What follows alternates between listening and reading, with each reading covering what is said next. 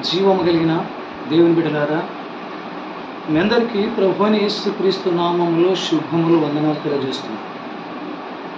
దేవాది దేవుడైన యేసుక్రీస్తు దేవుని వాక్యం విందమా? భూమిని, ఆకాశాన్ని సమస్తము కలగజేసిన క్రీస్తు బోధంగమ దేవుని బిడ్డలారా, పరిశుద్ధ గ్రంథం నుండి, బైబిల్ గ్రంథం నుండి సృష్టికర్తన దేవుని మాటలు విందమా?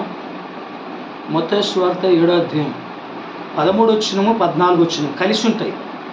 మత్తయి సువార్త 7వ అధ్యాయము 13వ వచనము 14వ వచనం కలిసి ఉంటాయి. భూలోకంలో బతుకున్న పురుషులందరూ చదవండి, భూలోకంలో బతుకున్న స్త్రీలందరూ చదవండి. మారు మనసు పొందండి, దేవునికి మహిమ కలిగినగాక. ఈ భూమిని ఆకాశము కలగజేసిన దేవుడు యేసుక్రీస్తు దేవుడు, సృష్టికర్తన దేవుడు, సర్వాధికారి అనే దేవుడు, ప్రభులకు ప్రభు, రాజులకు రాజు.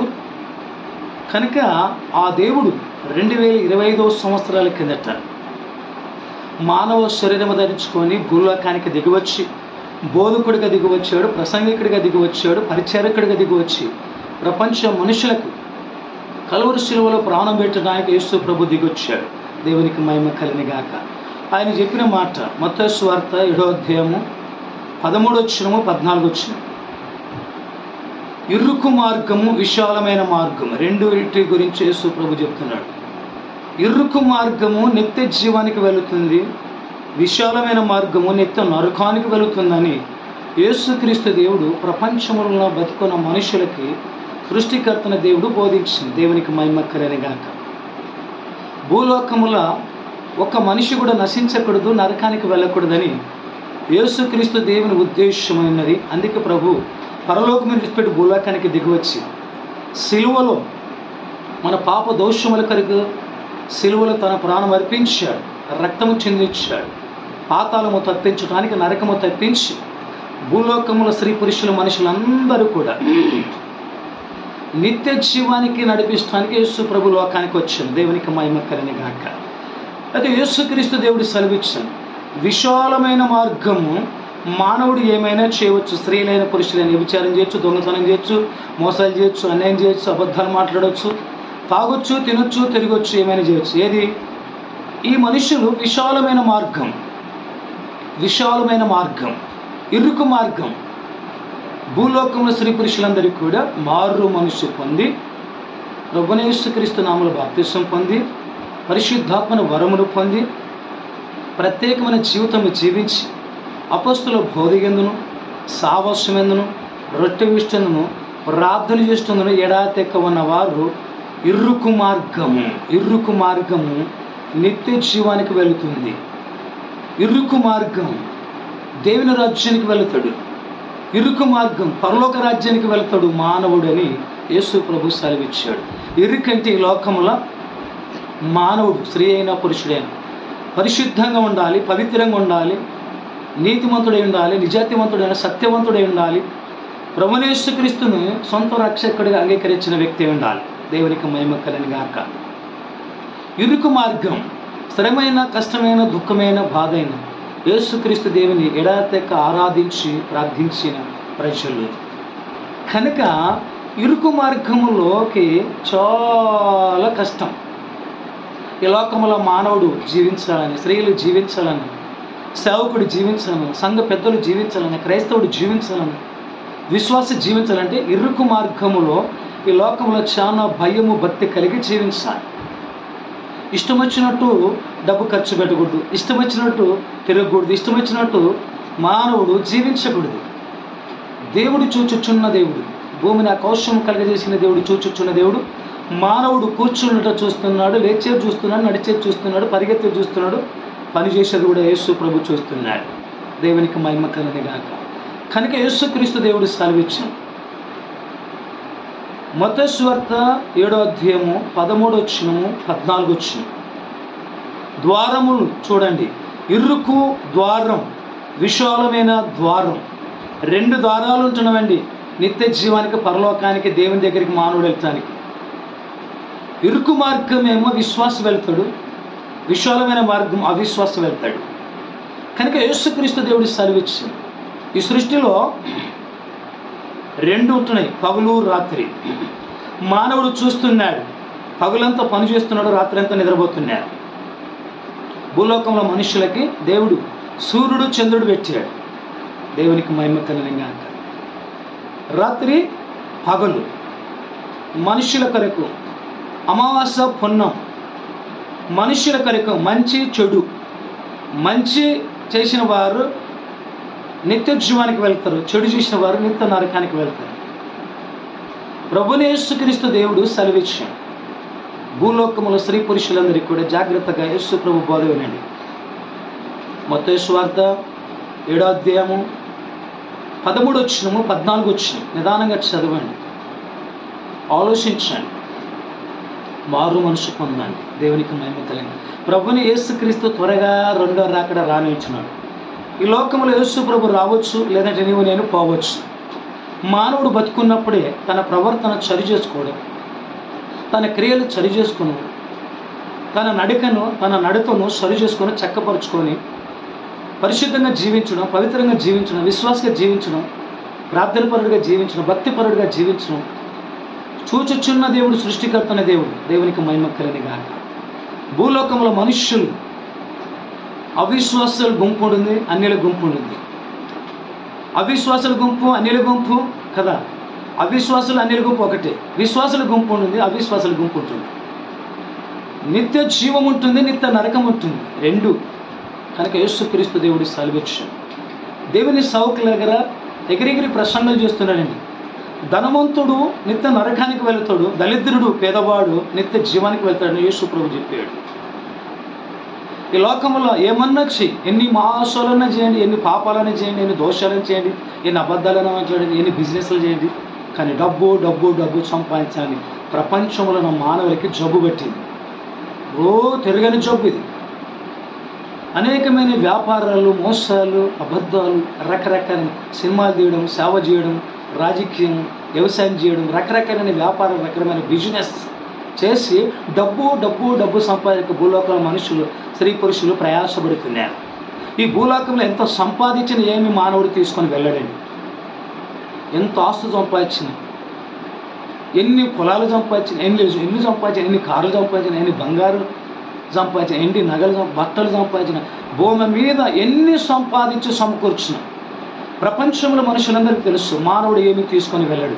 స్త్రీ అయిన పురుషులు అన్నీ ఇక్కడ విడవబడాల్సింది, అన్ని విడిచిపెట్టాల్సింది. మా తాత చనిపోయాడు, మొత్తం విడిచిపెట్టేయాడు. మా నాయన చనిపోయాడు, విడిచిపెట్టేయాడు. రేపైలో నేను చనిపోతాను, మొత్తం విడిచిపెట్టి వెళ్ళిపోవాల్సింది. ప్రపంచం మానవులకి అందరికీ తెలుసు. కానీ లోకముల లోక ఆశ ఎక్కువ, డబ్బు ఆశ, సుఖభోగముల కొరకు, సంపాదన కొరకు ప్రయాసపడుతున్నారు. నాతోటి సావుకులు జతపని వారు కూడా రకరకాలైన మోసాలు చేస్తున్నారు. పాస్టర్ల పేరు చెప్పుకొని పాస్టర్లము దేవుని సావుకులము వేషం వేసుకుంటున్నారు, వేసుకొని డబ్బులు సంపాదిస్తున్నారు, ఆస్తులు కోట్ల రూపాయలు సంపాదిస్తున్నారండి. జ్ఞానము లేక, తెలివి లేదా బైబిల్ చదువుతున్నారు. యేసు ప్రభుమటుడు మత్తయి సువార్త 7వ అధ్యాయము 13 వచనం 14 వచనం. ద్వారమును చూడండి, ఇరుకు ద్వారము, విశాలమైన ద్వారము. ఇరుకు ద్వారం శ్రమ, కష్టము, దుఃఖముతో కూడింది. ఇరుకు మార్గము నిత్య జీవానికి, పరలోకానికి వెళ్తుంది. ఇష్టం వచ్చినట్టు నువ్వు లోకంలో జీవించవచ్చు. నీ ఇష్టం, సుఖభోగాలతోనే, ధనముతోని, సర్వ సంపాదనలతోనిగా కదా. గొప్పోడు అనిపించుకొని, ధనవంతుడు అనిపించుకొని, పేరు మోసినోడు అనిపించుకొని, సావుకారు అనిపించుకొని, పెద్ద పాస్టర్ అనిపించుకొని నీలుగొచ్చును. కానీ నీ పోయేది విశాలమైన మార్గం. సావుకుడా, సువార్తికుడా, సంఘ పెద్ద, ఇక్కడ మురిసినావంటే నీకు విశాలమైన మార్గం నువ్వు వెళ్ళవలసింది. ఇరుకు మార్గం ప్రార్థన పరుడై, భక్తిపరుడై, నీతితోని జీవించి ఈ లోకంలో అన్న వస్త్రాలతో బతికిన వాడు సావుకుడు. అన్నము వస్త్రాలు కలిగి ఉండి జీవించిన వాడు ఇరుకు మార్గం. అంటే ఈ లోకంలో శ్రమ అనుభవించి, కష్టం అనుభవించి, ఇబ్బందులు అనుభవించి, సరైన బట్టలు లేక, ఇల్లు లేక, కారు లేక, సరైన తిండి లేక ఉండి యేసుక్రీస్తు దేవుని యందు భయభక్తులు కలిగి ఇరుకు మార్గంగా జీవించడం అంటే ఇబ్బందులతో జీవించడం. ఆ వ్యక్తి సావుకుడైనా, సంఘ పెద్ద అయినా, స్త్రీ అయినా, పురుషుడైనా ఇరుకు మార్గము అది నిత్య జీవానికి, పరలోక రాజ్యానికి, దేవుని రాజ్యానికి మానవుడు వెళుతున్నాడు. దేవునికి మహిమకరం. ఎగిరెగిరి ప్రసంగాలు చేస్తున్నాడు చాలా మటుకు. చూడండి, భూలోకంలో బతుకున్న మనుషులకి దేవుడు 2 గ్రంథాలు ఇచ్చాడు. ఒకటి పాత నిబంధన గ్రంథం, ఒకటి కొత్త నిబంధన గ్రంథం. పాత నిబంధన గ్రంథం ఒకటి, కొత్త నిబంధన గ్రంథం. భూలోకంలో మనుష్యులకి 2 గ్రంథాలు రాసిచ్చాడు. దేవునికి మహిమ కలుగునుగాక. ముద్రించాడు. చదవాలి, ధ్యానించాలి, మానవుడు గ్రహించాలి. కనుక భూలోకంలో ఉన్న సౌకులు ఎగిరెగిరి ప్రసంగాలు చేసేదండి. ఎగిరెగిరి ప్రసంగాలు చేస్తున్నారండి. ఒక్కొక్క సౌకుడు 100 కోట్లు పెట్టి చర్చి కట్టాలని తిప్పలు పడుతున్నాడు. చర్చి కట్టాలి, చర్చి కట్టాలి, చర్చి కట్టాలి, చర్చి కట్టాలి. ఇదే తప్పన ఇల్లు తిరిగి డబ్బులు కానుకలు వసూలు చేసి చర్చి కట్టాలని తిప్పలు పడుతున్నాడు. చర్చి విడబడుతుంది. ఒక పాపి మారు మనసు పొంది ఆ మనిషి ప్రాణము ఎత్తబడుతుంది. దేవునికి మహిమ కలుగునుగాక. మానవ శరీరం కూడా విడబడుతుంది. మానవుని ప్రాణం, మానవుని జీవం, మనిషి ఆత్మ మాత్రమే పరలోకానికి ఎత్తబడుతుంది. దేవునికి మహిమ కలుగునుగాక. విడబడే వాటి కోసం తిప్పలు పడుతున్నాడు మనిషి. స్త్రీలు, పురుషులు వాళ్ళే కాదు, సౌకులు కూడా, పాస్టర్లు కూడా, రెవరెండ్లు, బిషప్లు మన వారు కూడా విడబడే వస్తువుల కొరకు, డబ్బు కొరకు, భూముల కొరకు, బంగారు కొరకు, కార్ల కొరకు 100 కోట్లు పెట్టి చర్చి కట్టల పేరు కోసం తిప్పలు పడుతున్నాడు సేవకుడు. ఎవరు? తెలివిలేని సేవకుడు. యేసు ప్రభు 12 మంది శిష్యులు ఒక్క చర్చి కట్టాల. అపోస్తలుడైన పౌలు గారు 7 సంఘాలు కట్టాడు చర్చి కట్టాల. సాదేశ్యపు అనే గొప్ప సావుకుడు, భారతదేశంలో గొప్ప దేవుని సేవలు వాడబడిన సావుకుడు భారతదేశంలో సాదేశ్యపు గారు జనగమైనది. ఆయన ఈ లోకంలోనూ 135 సంవత్సరాలు జీవించాడు. 100 సంవత్సరాలు ప్రభువైన యేసుక్రీస్తు సేవలో ఉన్నాడు. ఒక చర్చి కట్టాల, ఒక ఇల్లు కొనాల, ఒక కారు కొనాల, ఏం కొనాల. యేసుక్రీస్తు దేవుని వాక్యము చెప్పకుండా చనిపోయాడు. ఆయన కుర్చీలో కూర్చొని 135 సంవత్సరాలు ప్రభువైన యేసుక్రీస్తు సేవ చేశాడు, పరిచయం చేశాడు. సాదేశ్యపు గారు పెద్ద తోండ్రపాడు రాజోల మండలం మా ఊరికి వచ్చాడు. దేవునికి మహిమ కలుగునుగాక. కనుక అది సేవ. పరిచర్య అంటే డబ్బు సంపాదించాలనుకుంటున్నాడు సావకుడు, ఆస్తులు సంపాదించాలనుకుంటున్నాడు సావకుడు. సేవ యేసు ప్రభు సేవ అంటే, యేసు ప్రభు పరిచర్య అంటే, యేసు ప్రభు సేవకుడు అంటే బాగా కోట్లు సంపాదించాలనుకుంటున్నాడు. ఎవరు? తెలివిలేని సేవకుడు. తెలివిలేని సేవకుడు మాత్రమే. అపోస్తలుడైన పౌలు గారు ఇచ్చాడు, అన్నము వస్త్రాలు కలిగి ఉంటా సేవకునికి మేలు. దేవునికి స్తోత్రం. ధనము అనేకమైన కీడికి మూలం. చూస్తున్నారా? గొడవలు, ధనము కుప్పబెట్టిన సంస్థలు చూస్తున్నారా? సంఘాలు చూస్తున్నారా? టీవీల్లో, పేపర్లో, యూట్యూబ్ ఛానల్లో కొట్లాటలు, గొడవలు చూస్తున్నారు. కారణం ధనము సమకూర్చుంది కాబట్టి కొట్లాటలు, పంచాయతీలు. ఇంక విశ్వాసం ఉంటుంది చెప్పండి? విశ్వాసం అనే జీవితాన్ని బస్టు పట్టించి క్రైస్తవ జీవితాన్ని మంటలు కలిపి అన్యుల మధ్యన, అవిశ్వాసుల మధ్యన క్రైస్తవుడు అంటేనే ఒక అవమాన పాలు, క్రీస్తుని నామం దూషణ పాలు, క్రీస్తు నామం అవమాన పాలు ఎక్కిరించబడుతుంది టీవీలలో, పేపర్లు. కారణం ధనము, డబ్బు, ఆస్తి పాస్తులే. కనుక దేవుని బిడ్డలారా, ప్రభువుని యేసుక్రీస్తు దేవుని సావుకునికి అన్నం వస్త్రాలు మాత్రం వల్ల ఆస్తి పాస్తులు ఉన్నవాడు భూమి మీద వాడు సావుకుడే కాదు, వాడు పాస్టరే కాదు, వ్యాపారస్తుడు, బిజినెస్ మ్యాన్. కనుక జాగ్రత్తగా సావుకులందరూ మారు మనసు పొంది ఈ రోజు నుండి ఆస్తులను సమకూర్చేది, ఆస్తులు సంపాదించేది మర్చిపోండి, మానండి. ప్రభువుని యేసుక్రీస్తు కొరకు సువార్త ఖర్చు పెట్టండి. ఎంత కానుకొచ్చిందో అంత ఖర్చు పెట్టండి. క్రీస్తు నశించే ఆత్మల కొరకు ఖర్చు పెట్టండి. ప్రభువుని యేసుక్రీస్తు సేవ ఖర్చు పెట్టి ప్రభుని కనపరచండి. యేసుక్రీస్తు ప్రభుని, యేసు ప్రభు నామాన్ని హెచ్చించండి. సౌకులారా, క్రైస్తవులారా, క్రైస్తవ నేతలారా, పెద్ద పెద్ద చర్చీలు ఉన్న వారులారా, సంఘ పెద్దలారా, సమస్త నాయకులారా, జాగ్రత్తగా యేసు ప్రభు 2వ రాకడ త్వరగా రానంటున్నాడు. దేవునికి మహిమ కలుగునుగాక. మత్తయి సువార్త 7వ అధ్యాయము 13వ వచనం, 14వ వచనం. భూలోకంలో బతుకున్న క్రైస్తవులందరూ కూడా నిదానంగా చదవండి, ఆలోచించండి.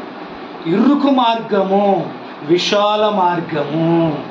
విశాల మార్గములు అన్నీ ఉంటాయి. ధనం ఉంటుంది, డబ్బు ఉంటుంది, పాపం ఉంటుంది, అన్ని శాపం ఉంటుంది, నేరం ఉంటుంది. ఇరుకు మార్గం, ధనము, ఆస్తి, బట్టలు ఏముండవండి. విశ్వాసం ఉంటుంది, విశ్వాసంతో జీవిస్తాడు. కనుక క్రైస్తవుడైనా, క్రైస్తవ నేతలైనా, స్త్రీలైనా, పురుషులైనా, సువార్థికులైనా, పాస్టర్లైనా జాగ్రత్తగా వినండి. యేసు ప్రభు ఒక మాట చెప్పిన ఉపమానం. ఒక ధనవంతుడు నేను నిత్య నరకానికి వెళ్ళాను, ఒక పేదలాజును నేను పరదేశిని అబ్రామురమును అనుకున్నాడు. దేవునికి మహిమ కల పేదలాజరు, దేవునికి మహిమ కల. ధనవంతుడు ఏం చేశాడు? నిత్య నరకానికి వెళ్ళిపోయాడు. ఒకే 2, ఒకటి నిత్య నరకము, ఒకటి నిత్య జీవము. ఏది కావాలో కోరుకోండి పాస్టర్లారా. నిత్య నరకము కావాలా? నిత్య జీవము కావాలా? నీకు పరలోకం కావాలా? పాతాళం కావాలా? ఏం కావాలో కోరుకోనండి. దేవుని వాక్యాన్ని ముగిస్తున్నాను. దేవుని వాక్యం ఇచ్చిన దేవుని బిడ్డలారా, మీ అందరికీ కూడా ప్రభువైన క్రీస్తు నామములో వందనాలు వందనాలు వందనాలు.